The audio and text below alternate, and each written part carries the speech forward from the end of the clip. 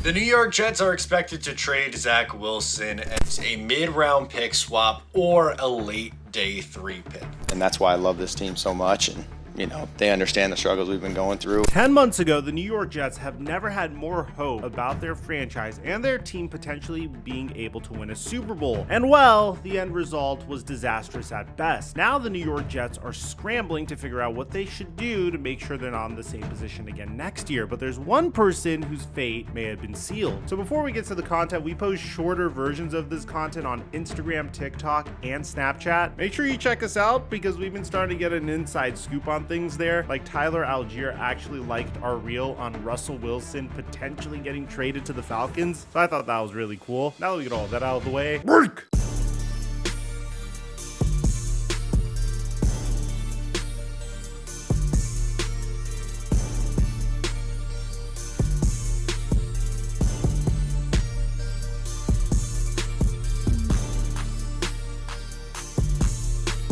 For the Super Bowl, PrizePicks is blessing us with an easy way to make $100. All Patrick Mahomes needs is 1 passing yard in the Super Bowl for a square to hit, which means he's pretty much a free square. First, download PrizePicks and use my promo code Mikerophone when you sign up to get up to a $100 deposit match on your initial deposit, and then make these picks really quickly before they change the lines on them. So for me, I'm pairing Mahomes' free square with Isaiah Pacheco, who's had at least 1 touchdown in his last 5 games, so that's easy, and Christian McCaffrey, who has had more than 88.5 rushing yards in 4 of his last 5 games. Of course, I give away all my picks for free on Instagram, and I highly recommend you turn on notifications for my Instagram story so you can get the picks quickly before they move the lines and you lose your advantage. And thank you, PrizePicks, for the sponsor. Mic check 1 2 1 2. What's going on, everybody? I hate doing this to Jets fans, but I like consistently reminding you guys how you got into this situation to begin with. It wasn't because of last year, it wasn't because of 2 years ago, it was 3 years ago on a fateful game against the LA Rams. The New York Jets were tanking for Trevor Lawrence, and they were tanking as hard as they possibly could. And it looked like there was a good chance that they were going to finish with the #1 overall pick and get to select Trevor Lawrence, the greatest NFL prospect since Andrew Luck. You can see why this is becoming a thing on this channel, right? Alas, the New York Jets were able to defeat the Los Angeles Rams, and they celebrated a great moral victory. Sam Darnold and Adam Gase were excited that the New York Jets officially became the 2nd worst team in the NFL, and as a result, they finished with the 2nd overall pick in the 2021 NFL Draft, which at the time I thought was a remarkable thing considering the fact that New York Jets didn't really need to select a quarterback there. They had so many pressing issues on that entire team, from the wide receiver position to offensive line to quarterback to defense, that they really could have stood pat and selected the best overall player that fell to them. And at the time, I was really pushing for them to draft either Penei Sewell or Jamar Chase and really just make the most out of Sam Darnold's rookie scale contract. It felt foolish to select a quarterback at #2 overall, when we all could agree that Sam Darnold didn't really get the greatest chance to succeed because his head coach was Adam freaking Gase, for crying out loud. But regardless, the New York Jets decided to select Zach Wilson, who many people thought was the next coming of Patrick Mahomes. And in his rookie year, Zach Wilson was abysmal. I mean, 56% completion percentage, 9 touchdowns to 11 interceptions. In his sophomore year, he was expected to take a huge step forward, but unfortunately, it became very clear that Zach Wilson was actually a downgrade from Sam Darnold. The man was meme-worthingly bad. He wasn't able to make the simplest of reads. He was very inaccurate as well. And the worst part was, the New York Jets would be a Super Bowl contender if Zach Wilson was good enough under center. Eventually, things got so bad that the New York Jets decided to trade for Aaron Rodgers this past offseason. And the vision was clear. Aaron Rodgers even said it himself. Be able to play a few good years here and then hand it right back off to Zach and let him go for the next 15, and it'd be a really special, 18 to 20 year run of great quarterback play. And after a year where the New York Jets offense was quite literally calling out how bad Zach Wilson was. Sorry, we out here looking sorry, man, and we know that we're not sorry. So that's why it really hurts. We know that we're better than that.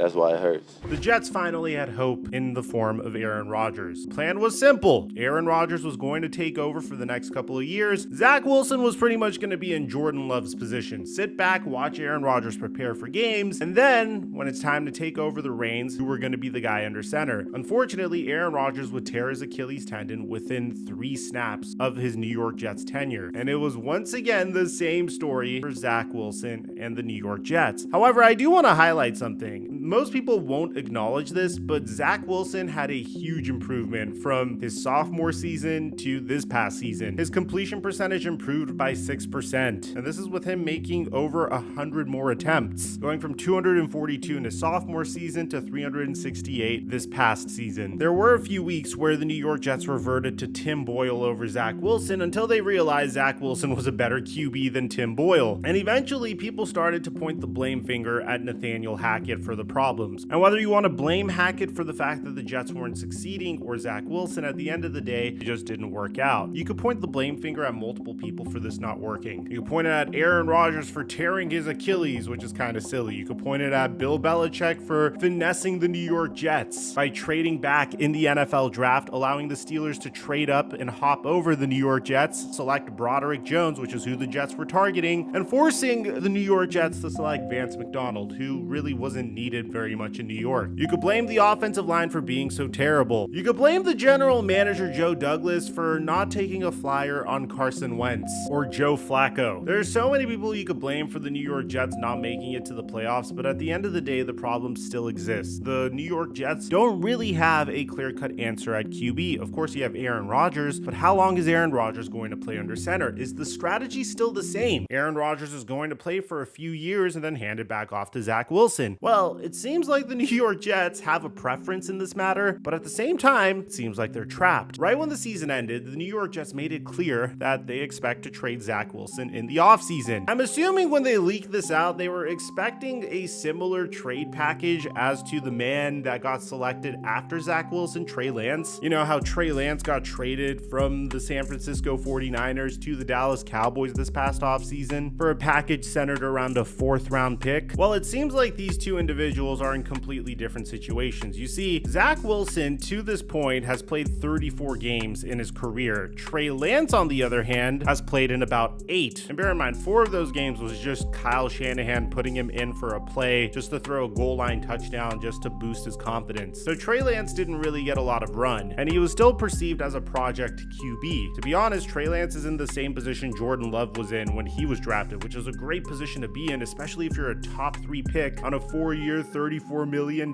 contract in the state of Texas, sitting behind Dak Prescott trying to learn how to improve your game. That's a very enviable position to be in. Zach Wilson, however, was pretty much just thrown to the wolves almost immediately. He's played in 34 games. He's practically a meme in regards to how horribly he's played in some of those games, and now it seems like the New York Jets have no idea what to do with him. Rich Cimini wrote an article called "What Can the Jets Recoup for Quarterback Zach Wilson?" I love how this article opens up. The New York Jets are the only team in the common draft era to draft 2 quarterbacks with top 3 picks in a 3-year span. Sam Darnold in 2018 and Zach Wilson in 2021. Darnold is on his 3rd team and is preparing for the Super Bowl as the San Francisco 49ers backup. Wilson is preparing for a change of address. I like to highlight how being a quarterback, at least 60% of it is just up in the air in regards to what situation you fall in. I mean, take a look at Brock Purdy. If Brock Purdy was drafted by any other team except the San Francisco 49ers, would he experience the success he's had? You say the same thing for Tom Brady and the New England Patriots over 20 years ago. And in the case of Sam Darnold, not to say that he's as good as either of those quarterbacks, I feel like a huge reason why he hasn't experienced success was because of the situations he was in, whether it was the Adam Gase Jets or the Matt Rule Carolina Panthers, but I digress. The article continues to say, repeating the pattern, Jets are expected to trade Wilson in the coming weeks as they look to upgrade the QB2 position behind Aaron Rodgers. There's a high probability of that happening, General Manager Joe Douglas said recently, triggering 2 questions. Who's interested, and what might he fetch in a trade? ESPN reached out to 3 personnel executives, 1 scout, and 2 assistant coaches from other teams to gauge Wilson's value. The consensus is Wilson could bring back a 6th or 7th round pick, or perhaps a swap of middle round picks from a team willing to take a chance on him as a backup due to his draft pedigree. Man, this really hurts. I mean, on paper, man, just reading this just causes so much pain for me as a football fan. If you take a look at the players that were available after Zach Wilson, I mean, you got Kyle Pitts, Jamar Chase, Jalen Waddle, Penei Sewell, Patrick Surtain, Devontae Smith, Justin Fields, Micah Parsons, Rashawn Slater. I mean, I could go on and on. And the crazy part is the New York Jets didn't need to take a quarterback back then. They didn't. Even if you wanted to move on from Sam Darnold, you could have waited a year. And here's what the scouts and analysts had to say. Perhaps a team out there felt stronger about him pre-draft, and that could influence how they value him, one personnel executive said. Otherwise, maybe they could ask for something on day 3, a mid-day 3, meaning a pick in the 5th or 6th round range. The scout said that the Jets could get a 7th round pick if they're lucky. One of the assistant coaches said, "I'd give up a 2-week stay at a Best Western. I'm not a fan."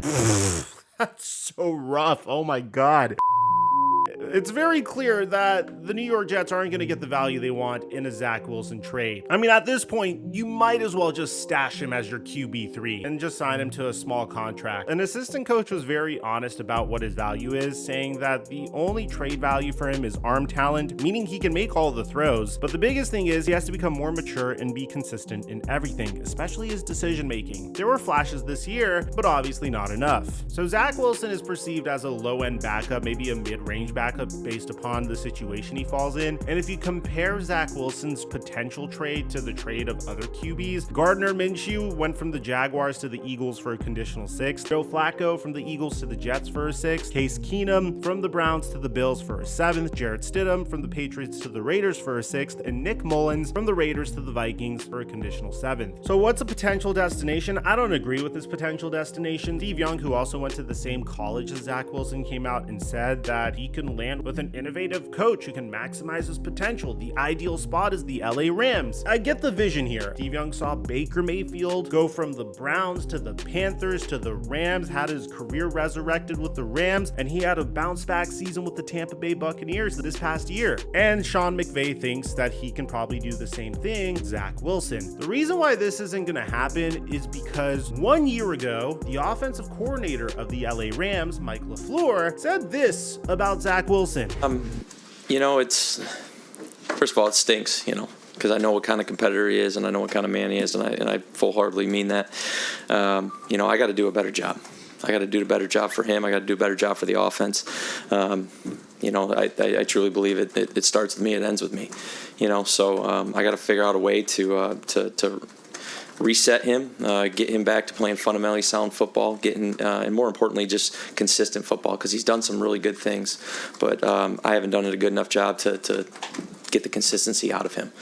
So that starts and ends with me. Mike LaFleur is currently the offensive coordinator of the LA Rams. If it hasn't worked out in the past, what makes you think it's going to work out again? Now, I understand this is your backup quarterback, and maybe one day he could be your starting quarterback if you could develop him well enough. I mean, after all, Zach Wilson is 24 years old. There's still a chance if he's able to develop a little bit more. But Steve Young also mentioned the San Francisco 49ers, Minnesota Vikings, Green Bay Packers, Miami Dolphins, Philadelphia Eagles, Baltimore Ravens, and the Kansas City Chiefs as quarterback-friendly offenses suited for Zach Wilson. I think a situation like the 49ers or the Chiefs make a lot of sense here. Zach Wilson possesses Patrick Mahomes-like arm talent. They had very similar weaknesses coming out of college, and if Mahomes was able to thrive with the Chiefs, maybe Zach Wilson will be able to find his niche with the Kansas City Chiefs as Mahomes' backup. At the end of the day, a Zach Wilson trade's about to happen, but it's not going to be what the New York Jets want. Hopefully it could resurrect his career. But let me know in the comment section down below what you guys think about all this, man. Aside from that, I'm your boy Mike.